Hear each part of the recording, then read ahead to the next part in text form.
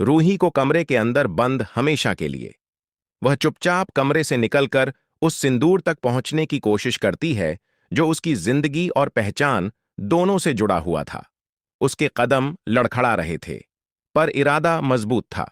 उसे लगता है कि अगर उसने वह सिंदूर छू लिया तो उसके शरीर का कंट्रोल वापस मिल सकता है। लेकिन जैसे ही वह हाथ बढ़ाती है, अचानक सुकून पीछे से प्रकट होती है, मानो उसकी हर हरकत पहले ही समझ गई हो।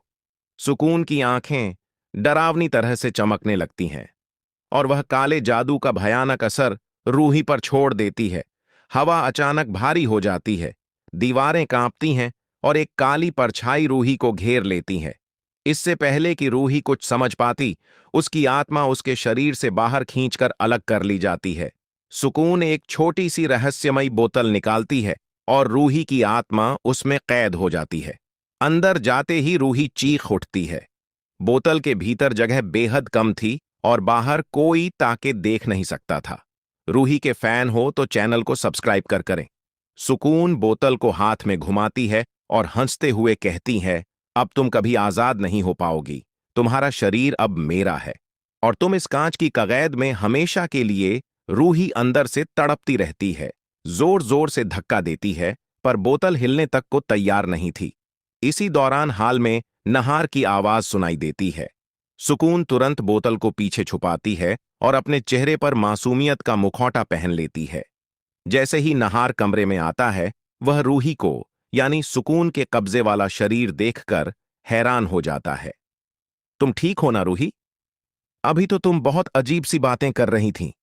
सुकून तुरंत बनावटी घबराहट दिखाते हुए कहती है, नहार जी, मुझे तो एक बुरा सपना आ गया था, इसलिए शायद मैंने कुछ उल्टा सुल्टा बोल दिया।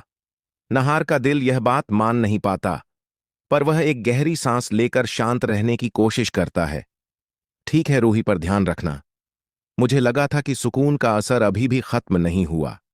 सुकून उसके सामने लड़की सी मुस्कान देती है, पर भीतर छिपी सच्चाई बिल्कुल उलट थी। नहार कमरे से निकल जाता है, लेकिन उसके मन में एक शक की चिंगारी जल चुकी थी। कॉरिडोर में जाते हुए उसे लगता है कि कुछ बहुत बड़ा गलत हो रहा है, क्योंकि उसे रूही की आंखों में वह चमक नहीं दिख रही थी जो हमेशा हुआ करती थी। सुकून बोतल को लेकर कमरे में लौटती है और उसे छिपाने की कोशिश करती है, लेकिन तभी दादी आ जाती हैं। घबराहट में बोतल उसके हाथ से फिसल जाती है और जमीन पर गिरकर लुढ़कने लगती है। दादी ध्यान नहीं देती और बस कहती हैं, रूही बेटा, मैं तुझे ढूंढ रही थी, नीचे चल, कुछ काम है। सुकून बोतल को जल्दी से समेटकर छिपा देती है। बोतल के अंदर रूही देखती है कि दादी सामने है, पर वह कुछ बोल भी नहीं सकती। उसकी आंखों में आंसू भर आते हैं। वह मन ही मन कहती है कि अगर यह बोतल कहीं से टकराकर फूट जाए तो शायद वह आजाद हो जाए।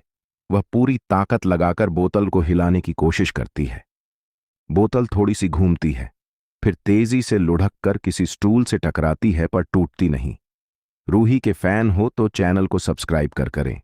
तभी नहार दोबारा कमरे में लौटता है। उसकी नजर सीधे बोतल पर पड़ती है। वह उसे उठाता है और ढक्कन खोलने ही वाला होता है कि सुकून अचानक अंदर आती है और जोर से चिल्लाती है। नहार चौंक जाता है और बोतल उसके हाथ से फिसलकर जमीन पर गिर जाती है। वह तुरंत रूही को पकड़कर पूछता है, तुम इतने जोर से क्यों चिल्लाई? सुकून अपने डर को छुपाते हुए कहती है, मुझे लगा कहीं सुकून की आत्मा आसपास है, इसलिए मैं डर गई।